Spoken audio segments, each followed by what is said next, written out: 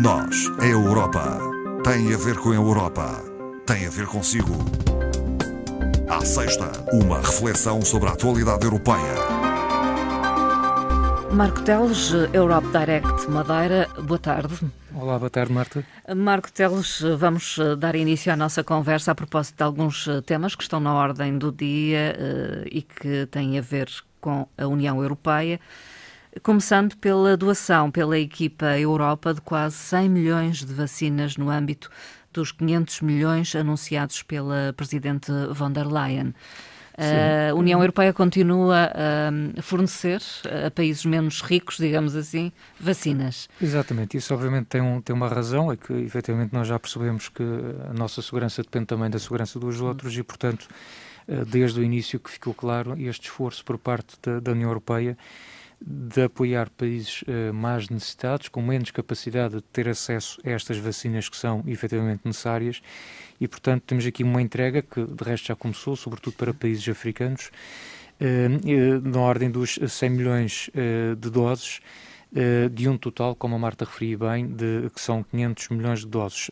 Neste momento são vacinas da Johnson, que estão já a serem entregues e que vão ser naturalmente importantes para este esforço de também chegar a estes países mais pobres. Numa altura em que se recomenda o reforço da vacinação e se apela ou se tenta convencer pessoas a vacinar-se, sim, aquelas que ainda não o fizeram. Um problema com alguma polémica à mistura. Recordo-me, de facto, há 15 dias, quando cá estive, já alertava para a situação que, de facto, começava-se a ver uma alteração do cenário europeu, das cores que passavam gradualmente verde a laranja e laranja a vermelho, e havia todos os indícios que, de facto, estávamos a entrar novamente numa outra vaga, numa nova vaga. E, efetivamente, essa situação confirma-se. Já tivemos notícia, entretanto, ainda esta semana, de países que estão a tomar atitudes novas para fazer face à questão da pandemia. Mais restritivas. Mais restritivas, inevitavelmente mais restritivas. Algumas delas, diria, impopulares, sim, mas sim, não se pode agradar a todos. E também, obviamente, isso passa aqui na região. Também tivemos a situação, a nossa experiência, que ainda causa algumas reações. Seja como for, a nível europeu, o que está em causa é que, de facto, é necessário convencer, não é obrigar, nós não podemos obrigar, mas convencer mais pessoas a vacinar-se, fazendo perceber que, de facto, neste momento é, porventura, o único caminho que temos à disposição. E, de facto, nós ainda temos cerca de 25% dos adultos da União Europeia não se encontram totalmente vacinados. E, portanto, tudo indica que, depois da dupla vacinação, nós vamos ter que entrar, efetivamente, na terceira dose. Também vamos baixar o nível etário, aliás, gradualmente é isso que temos notado. A partir dos 5 agora. E vamos, agora, com certeza, também vacinar crianças, portanto, mais jovens. E isto porque, de facto, não há aqui um plano B, não há uma solução diferente desta que se está, no fundo, a preconizar nos diversos Estados-membros. Outro tema tem a ver com política ou transparência relacionada com a política. A Comissão estabelece novas leis em matéria de publicidade política, direitos eleitorais e financiamento dos partidos. Sim, é um tema que não é necessariamente novo.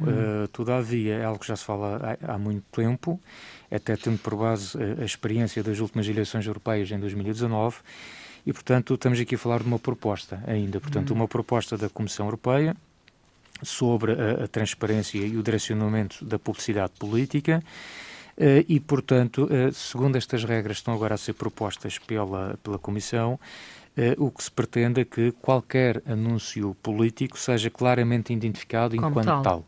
Isso às vezes não é claro, induz as pessoas em erro e de facto, essa identificação que se trata de um anúncio político tem que ser feita, segundo a Comissão Europeia, e além disso tem que incluir informações sobre as fontes e os montantes de financiamento. Portanto, isto para quê? Para efetivamente tornar o processo ainda mais transparente. Sim. E e, portanto, sendo uma proposta, ainda há passos a dar. Sendo uma proposta, o que segue agora é que este conjunto de ideias da Comissão serão debatidas pelo Parlamento Europeu, serão também analisadas pelo Conselho, e o que se pretende é que estas propostas venham realmente a ter luz verde, que venham já a ser utilizadas nas eleições europeias que vamos ter em 2024, sendo que, para tal, estas propostas terão que entrar em vigor até o verão de 2022, ou 23 no limite, portanto, um ano antes das eleições europeias. Está na ordem do dia a questão da dependência da União Europeia de matérias-primas essenciais que são importadas. O Parlamento Europeu quer reduzir essa dependência. Sim, aliás, é curioso, embora estamos efetivamente aqui a falar da situação das matérias-primas, mas notou-se isso desde há um ano esta parte com a situação da pandemia. Nós, num mundo globalizado, a pandemia, de certa forma, forçou-nos algum isolamento geográfico, que não vai de acordo com a maneira como tudo funciona, como a economia funciona nos dias de hoje, e a verdade é que nós estamos agora numa situação que já se percebeu que a Europa não pode estar tão dependente do exterior em relação a determinados recursos que são essenciais, sobretudo quando nós falamos desta necessidade de nós avançarmos para uma transição ecológica, para uma transição digital. Aliás, é isso que está no cerne do Pacto Ecológico Europeu, esta grande estratégia de crescimento da União Europeia para o futuro. E, portanto, com base nestas duas situações, da transição ecológica e digital, nós, de facto, temos que assegurar que determinadas matérias-primas possam ser também exploradas diretamente dentro da União Europeia e não estarmos tão dependentes de países terceiros. Reparem, a União Europeia neste momento fornece apenas cerca de 1% das matérias-primas para a energia eólica, menos de 1%, por exemplo, para as baterias de lítio, menos de 1% para as pilhas de combustível, ou seja, são tudo áreas que vão ter uma grande procura. Aliás, no caso das baterias, por exemplo, elétricas, com toda as modificações que estão a ocorrer rapidamente no setor da mobilidade, prevê-se que a procura pelas baterias até 2030 vai ter um incremento de 14 vezes. A procura de lítio deverá aumentar 18 vezes também até 2030 e, portanto, o que se quer aqui é que, de facto, nós não estejamos tão dependentes destes produtos em relação a países terceiros. Por exemplo, a China fornece neste momento 98% ou representa 98% do aprovisionamento na União Europeia dos elementos de terras raras. Estes elementos de terras raras dizem respeito, no fundo, a um conjunto de 15 elementos químicos. Não são necessariamente raros, até existem com alguma abundância, mas são de difícil extração e, portanto, são relativamente caros. E aqui devemos questionar a forma como são extraídos, digamos, se cumprem normas ambientais. Exatamente. O que o Parlamento Europeu vem dizer, e logicamente com toda a razão, é que se por um lado temos que acautelar este aprovisionamento de matérias-primas essenciais, por outro lado, há que ter este cuidado dos aspectos ambientais e dos aspectos sociais.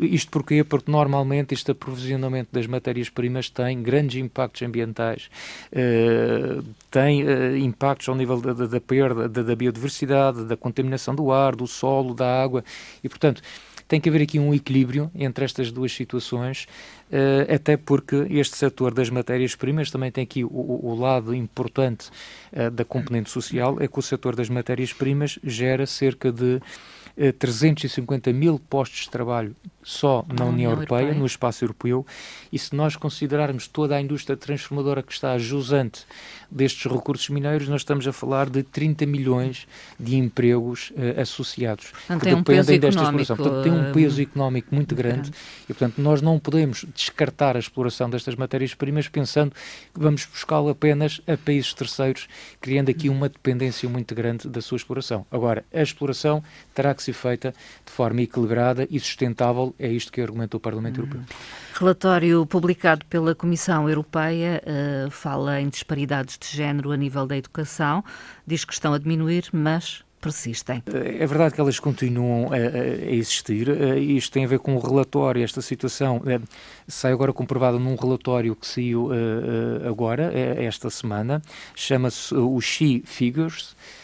Este relatório já é produzido pela União Europeia, pela Comissão, desde 2003, e mostra que, de facto, as mulheres continuam, infelizmente, a estar subrepresentadas nas carreiras ao nível da investigação e da inovação, onde por exemplo, as mulheres continuam a estar mais representadas nos domínios da saúde, do bem-estar e da educação, portanto, onde aí as taxas rondam os 60%, 67%, mas, infelizmente, as mulheres continuam a representar menos de 1/4 dos doutorados no domínio das tecnologias de informação e comunicação.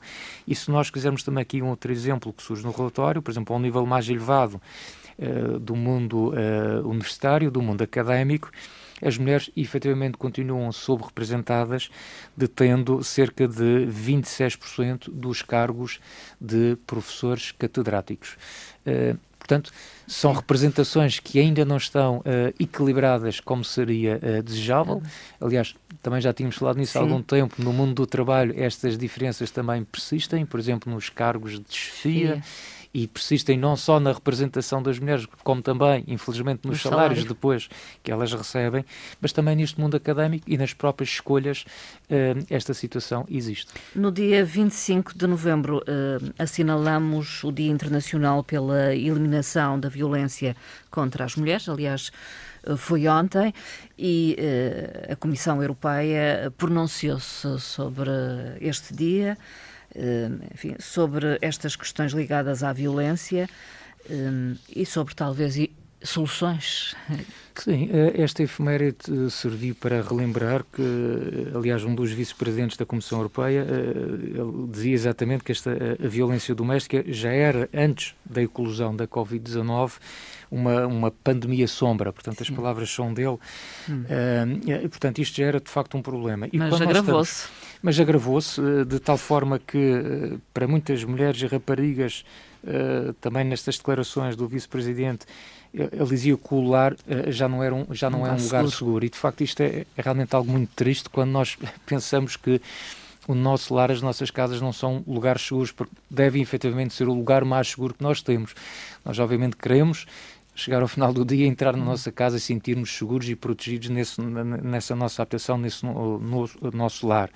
E, de facto, os dados mostram que 1 em cada 3 mulheres já sofreram alguma forma de violência física ou sexual. E atenção que também, quando falamos aqui da violência, falamos de diversos tipos. Nós falamos desde o assédio sexual, que é algo que se ouve muito falar nos dias de hoje, situações extremas, que há também uma efeméride própria para a mutilação genital feminina, também ainda, infelizmente, existe, mas também ainda existe relatos de casamentos forçados, de violência online, da violência doméstica, que se agravou naturalmente com a questão da crise, e, portanto, esta efeméride alerta sobretudo para esta necessidade de estarmos atentos a este problema. E a União Europeia tem estado atenta, E a União Europeia tem estado atenta, implementado projetos, não só programas. apenas relembrando o problema, mas, por exemplo, desde 97 que estão já registados mais de 800 projetos internacionais que foram financiados pela União Europeia, precisamente projetos no sentido de combater esta violência contra raparigas e contra mulheres. O Parlamento Europeu solicitou à Comissão que apresente uma proposta legislativa para a criação de um passaporte europeu de segurança social. De segurança social, exatamente. O que é isto?